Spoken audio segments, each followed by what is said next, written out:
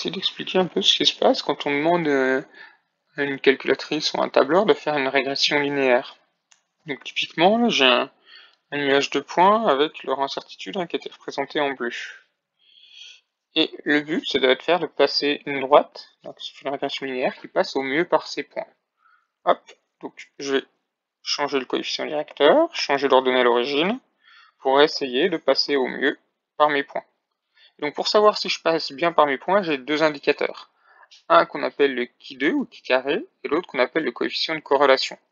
Nous, au lycée, on utilise plutôt le coefficient de corrélation, puisque pour utiliser le chi carré, il faut en fait forcément définir une incertitude pour chacune des données.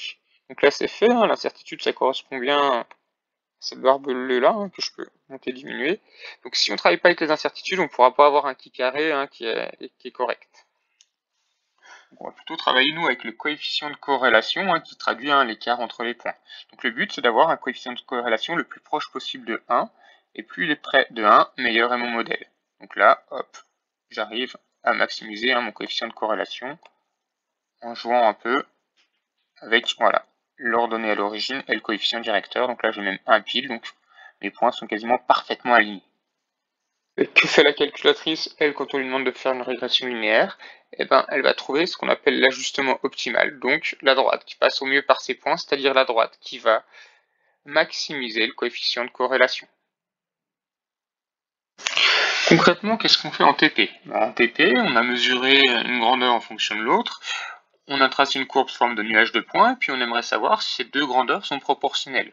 Pour ça, la question c'est de savoir est-ce qu'on peut faire passer par ces points une droite qui passe par l'origine.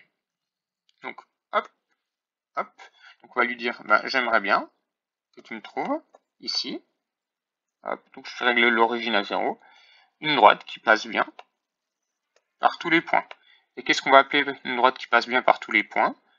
Une droite qui va faire que le coefficient de corrélation qui est ici soit supérieur à 0,99. Dans ce cas-là, on sera sûr que nos points sont bien alignés. D'accord? Et on pourra dire qu'on a bien une situation de proportionnalité. Donc là, on s'en sort plutôt bien. Ce qui peut arriver, c'est que vous ayez des points qui soient un peu plus espacés, ok, comme ça. Tac, tac, tac, voilà. Et donc là, je peux essayer de faire passer une droite. Je vais essayer de maximiser le coefficient de corrélation. Et malheureusement, j'arrive pas à monter au-dessus de 0,92. Et le critère qu'on retient souvent, c'est au-dessus de 0,99. Ça veut dire que là, mes points sont pas bien alignés. Donc je ne peux pas dire que mes deux grandeurs sont proportionnelles. Puis évidemment, on peut faire des cas intermédiaires. Donc plus on rapproche les points de la droite, plus on voit que le coefficient de corrélation il augmente. Voilà. Voilà. Hop. Et donc que fait la calculatrice? Elle, en fait, elle va forcément faire un ajustement optimal. Et le défaut de cet ajustement optimal, c'est que si on veut vérifier une proportionnalité, on ne peut pas lui imposer une ordonnée à l'origine nulle. Donc il va falloir vérifier en plus que le coefficient de corrélation est le plus proche de 0,99 et qu'on a une ordonnée à l'origine qui se rapproche de 0.